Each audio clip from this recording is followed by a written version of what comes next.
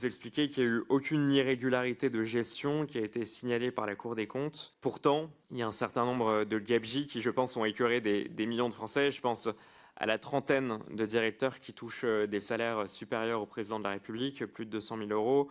Je pense au salaire moyen chez France Télévisions de 72 000 euros, qui les place parmi les 9% des Français les mieux rémunérés.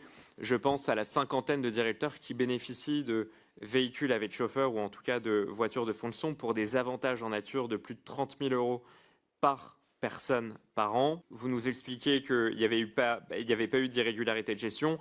J'ai entendu le président de la troisième chambre de la Cour des comptes la semaine dernière qui nous expliquait que ces situations étaient qualifiées de très avantageuses, de généreuses et que les missions réalisées ne justifiaient pas ces niveaux de salaire. Madame la Présidente, est-ce que vous comptez vous attaquer à ces avantages qui sont hors de propos, en tout cas sont considérés par nombre de Français comme des gabegies, surtout eu égard aux résultats financiers très compliqués de France Télévisions? Je comprends tout à fait que les éléments ici du rapport de la Cour des comptes interpellent.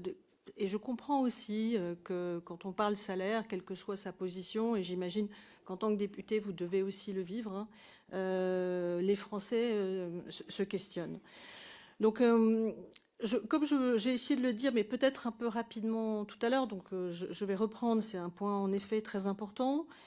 Les rémunérations à France Télévisions, les rémunérations moyennes, sont avant tout le fruit de l'histoire, et notamment de l'accord de 2013.